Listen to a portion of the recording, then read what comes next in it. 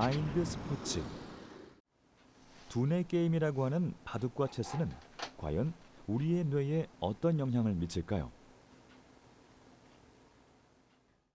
궁금증을 해결하기 위해 서울대학교 병원 정신건강의학과 권준수 교수를 만났습니다. 그런 걸 전체적으로 MRI를 쭉 봤더니나 권준수 교수팀은 평균 12년간 바둑을 훈련한 바둑 전문가 17명과 일반인 16명을 대상으로 뇌 활성화 비교 실험을 진행했는데요. 딱 나오니까 이거는 뭐 이 실험을 통해 우리는 매우 흥미로운 사실을 확인할 수 있었습니다. 저희가 이제 바둑 프로 기사들의 뇌는 일반인의 뇌하고는 확연한 차이가 있습니다. 간단하게 말씀드리면 감정을 조절하는 편도체라는 부위가 있는데 그 부위는 용적이 약간 줄어들어 있고요. 대신에 이제 이 보상 체계와 관련이 있는 영어로 말하면 뉴클레스 컨번스, 척외 배상핵 뭐 이렇게 이야기를 하는데 그 부위는 조금 이렇게 커져 있어요. 연구팀은 뇌 혈액 속 헤모글로빈의 농도 변화를 통해 뇌 활성도를 측정했습니다. 실험 결과 바둑 전문가의 편도체와 안화 전두엽 부위의 혈류량이 일반인의 혈류량보다 증가한 것을 확인할 수 있었는데요. 편도체는 주로 감정과 정서 처리를, 안화 전두엽은 직관적 판단에 관여하는 부위입니다. 연구 결과를 다시 해석하면 바둑 전문가는 편도체와 전두엽과의 뇌 기능적 연결성이 월등히 높기 때문에 일반인에 비해 평정심을 잘 유지하고 하나의 자극을 보다 직관적으로 판단한다는 것입니다. 독일 튜빙겐 대학교의 메림 빌라릭 연구팀도 이와 비슷한 실험을 진행했는데요. 체스 전문가와 초보자들의 뇌 활성도를 비교 관찰한 결과 좌뇌만을 사용하는 초보자들과는 달리 체스 전문가는 양쪽 뇌의 영역이 모두 활성화돼 공간 지각력과 수익기 능력이 향상된 사실을 밝혀내기도 했죠. 체스는 현재까지 연구에 의하면 약간 좀 계산적인, 수학적인 계산 이거에 조금 더 관련이 되어 있고 바둑 쪽은 조금 더 직관적인 기능, 직관적인 판단 이거하고 조금 더 연관되어 있지 않을까 이런 저희가 좀 추정을 해볼 수가 있어요. 바둑과 체스를 배운다고 해서 무조건 두뇌의 기능이 좋아진다고 확신할 수는 없습니다. 사람마다 개인차가 존재하기 때문이죠. 하지만 분명한 건 경우의 수가 많고 규칙이 복잡한 두뇌 스포츠를 오랜 시간 반복적으로 훈련한다면 뇌의 기능을 강화시킬 수 있다는 것입니다.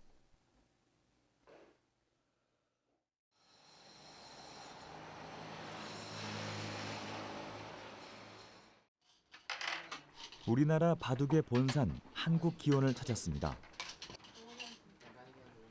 이곳에서 바둑 국가대표 선수들을 만날 수 있었는데요. 날카로운 눈빛과 예사롭지 않은 착수 실력, 대국장을 방불케 하는 선수들의 모습에서 진정한 프로의 아우라가 느껴집니다.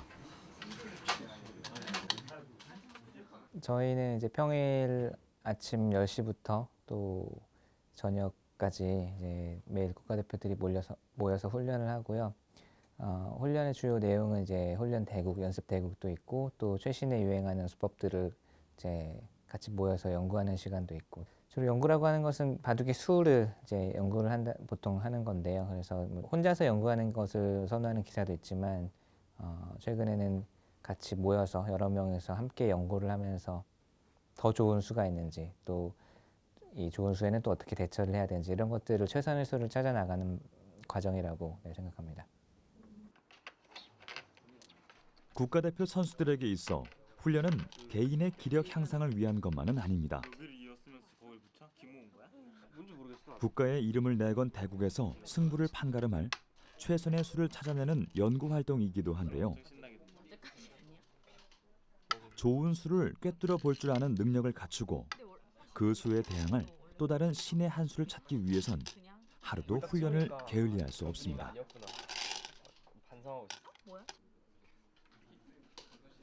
국가대표 선발전은 뛰어난 기량을 자랑하는 국내 프로기사들 간의 대결인 만큼 웬만한 세계대회의 우승보다 쉽지 않습니다. 한국 기원에 입단한 프로기사는 320여 명. 그 중에서도 국가대표팀에 합류할 수 있는 실력자는 약 상위 5%에 불과합니다.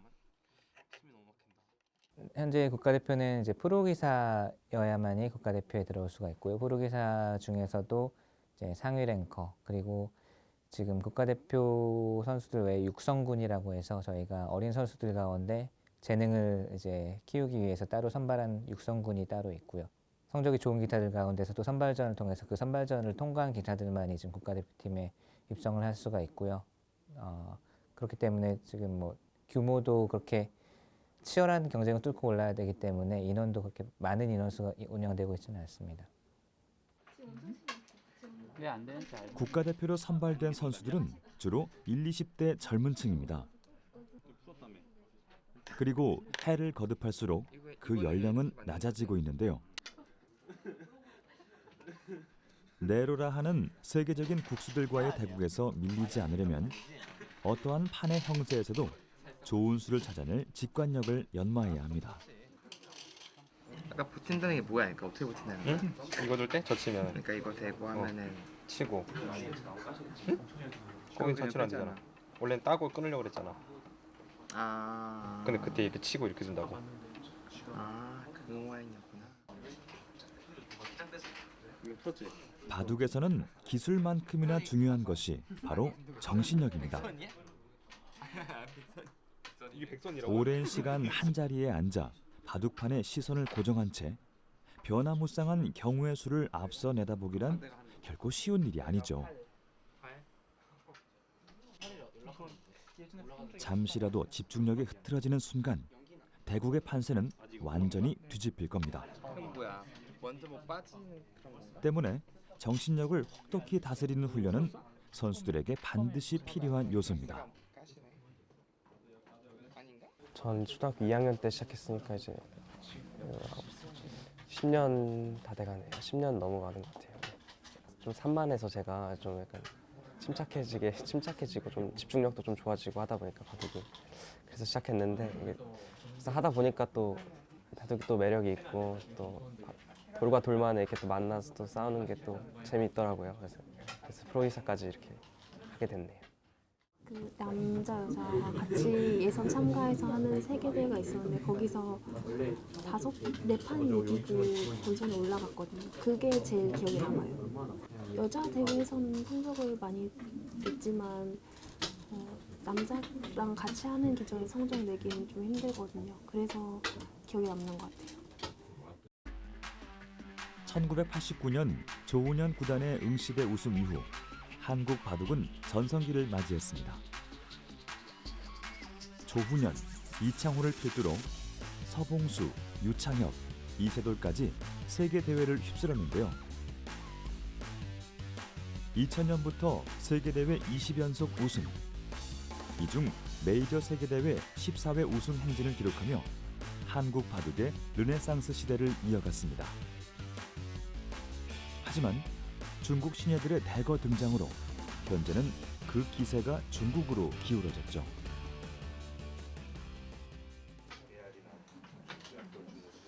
이제 한국 바둑의 계보를 이을 주인공은 우리 국가대표 선수들입니다. 바둑 강국의 제도약이라는 사명을 안고 세계와 당당히 맞설 이들. 한 수 한 수 보석을 다지듯 실력을 연마하는 이들이 있는 한 우리나라 바둑의 위용은 그리 쉽게 무너지지 않을 것입니다. 이제 역사적으로 보면 한국이 좀 출발이 늦었었는데요. 80년대 말 그리고 90년대 초에 이제 조훈현 구단 또 또 이창호 구단 등 한국의 정상급 기사들이 세계를 제패하면서 한국이 전성기를 맞이했었고요. 세계 대회에서 거의 우승을 휩쓸다시피 할 정도로 한국 바둑이 전성기를 맞이했었는데 한 10년 전부터 중국이 이제 한국을 추월하기 위해서 또 많은 노력을 기울였고 그 결과로 지금은 이제 올해 성적을 놓고 보면 중국이 저희보다 좀 앞서 있고 저희가 이제 다시 좀 반격을 하려고 하는 그런 형세라고 할까요? 이제 주 목표 또는 경쟁 대상은 중국이라고 볼 수 있겠고요. 앞으로도 중국과의 경쟁을 좀 더 고려를 해서 훈련이라든지 여러 가지 면에서 중국을 좀 더 이제 목표를 삼고 그렇게 훈련을 하고 있습니다.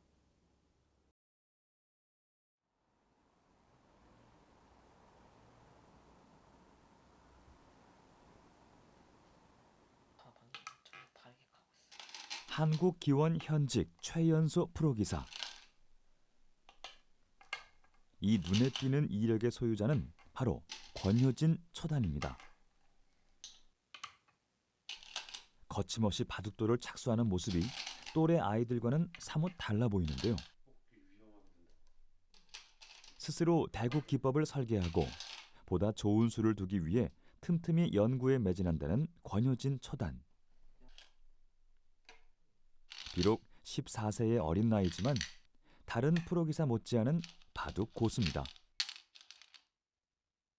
요즘 아이들이 스마트폰 뭐 이런 걸로 다 게임하는 거 이런 게 제 눈에는 굉장히 보기가 안 좋았었거든요. 그래서 그런 거를 좀 방지하려면은 혼자서 이렇게 생각하거나 이럴 시간이 좀 많아야 될 것 같은데 바둑이 거기에 적합한 종목이라고 생각을 했어요. 그래서 이제 시키려고 생각을 했죠. 권효진 초단이 두각을 나타낸 건 2012년 바둑을 시작한 지 불과 3개월 만이었습니다. 그 이후로 약 120회의 크고 작은 바둑 대회에 참가하며 조금씩 프로기사의 꿈을 키웠는데요.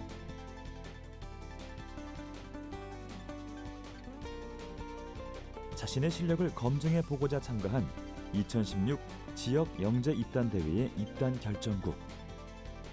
권효진 초단은 상대 대국자를 205수 만에 불계승으로 꺾고 당시 만 12세의 나이로 당당히 프로기사에 입단했습니다.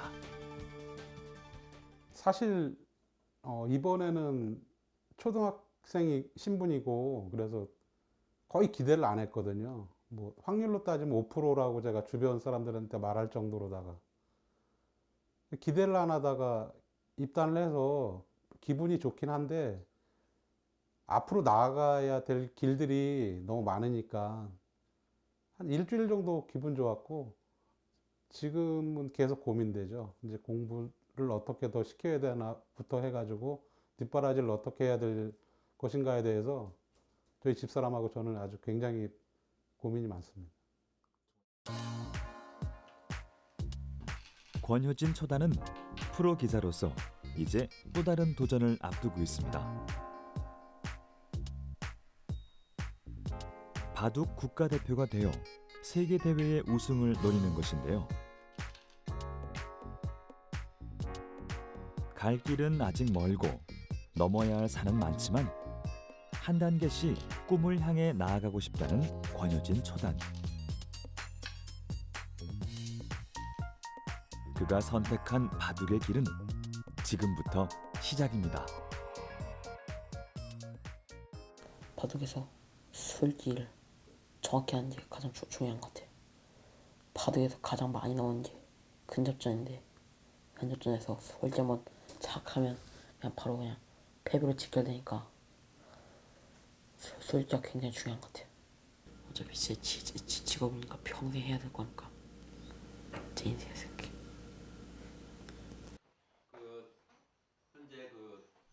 이번엔 체스 유망주들을 만나보겠습니다. 초롱초롱한 눈빛과 앳된 얼굴. 초중등 학생들로 구성된 이들은 유소년 체스 국가대표 선발전을 준비하는 체스 꿈나무들입니다. 자, 오늘 수업은 체스 오프닝에 대해서 할 건데 오늘은 E4 오프닝에 대해서 해볼게요. 자, 오늘 E4 체스에 뭐 가장 기본적으로 많이 나오는 수지요. 자, 그 다음에 흑은 이때 어떤 식으로 하는 게 가장 좋은 수일까요?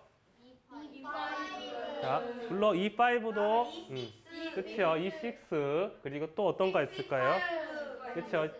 C6 그리고 C5 여러 가지 뭐 둘 수가 있겠는데 자, 오늘은 기본적으로 하는 E5 자, 오픈 게임에 대해서 해볼게요. 자,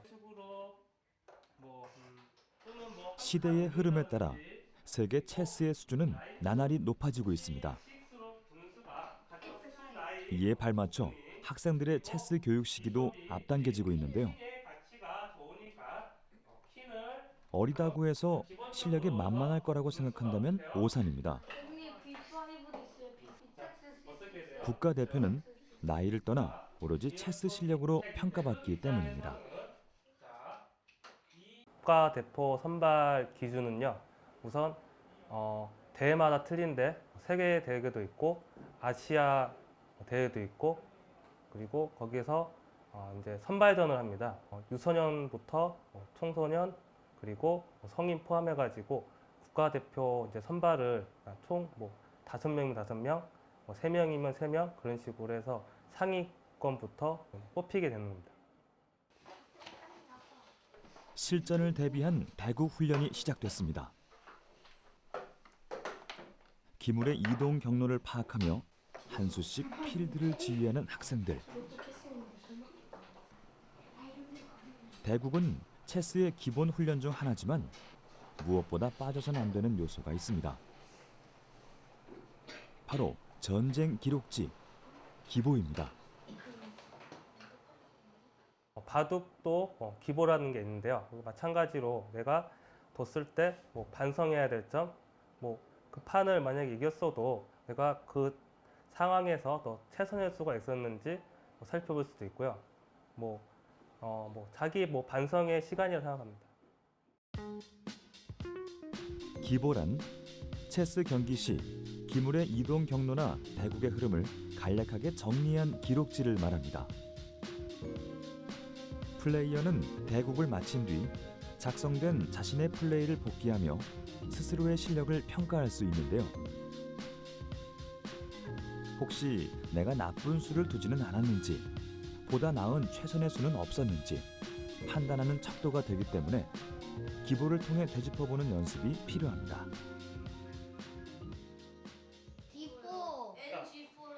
기보와 더불어 중요하게 평가되는 훈련은 바로 오프닝입니다. 체스의 기물은 정해진 위치에서 출발하기 때문에 동일한 유형의 수순이 나타났는데요. 경기 초반 이러한 수순대로 진행하는 방식을 오프닝이라고 합니다. 이는 바둑의 포석에 해당하는 기술로 중반부 전략 싸움에 유리하게 작용할 수 있기 때문에 오프닝 연습은 기초를 다질 때 반드시 거쳐야 할 훈련입니다.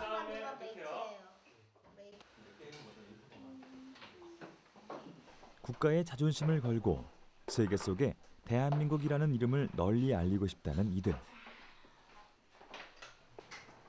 64칸의 체스판을 지성의 격전장으로 삼으며 이들은 오늘도 훈련을 거듭하고 있습니다.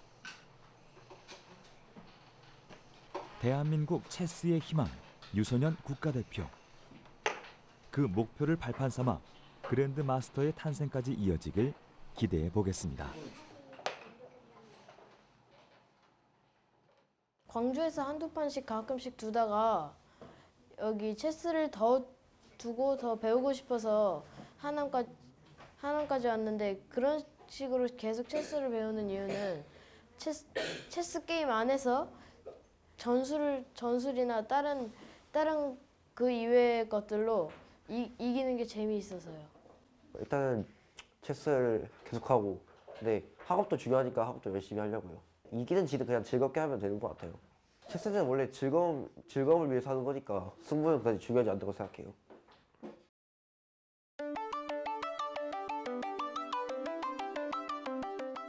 어딘가 닮아있는 바둑과 체스는 우리의 삶을 녹여낸 문화입니다. 그리고 살면서 깨닫는 지혜는 또다시 바둑과 체스의 대결에 필요한 돌파구가 되어줄 것입니다. 이것이 바로 바둑과 체스가 사람과 함께 오랜 역사를 공생할 수 있었던 가장 큰 이유일 것입니다.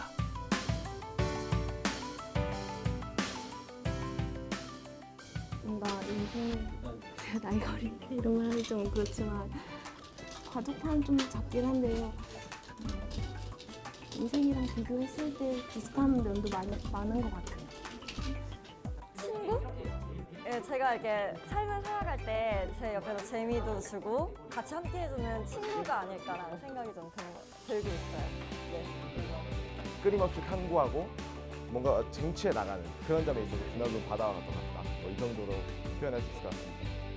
제 삶이 이제 체스를 중심으로 돌아가다 보니까 저에게 있어서 체스는 삶인 것 같습니다.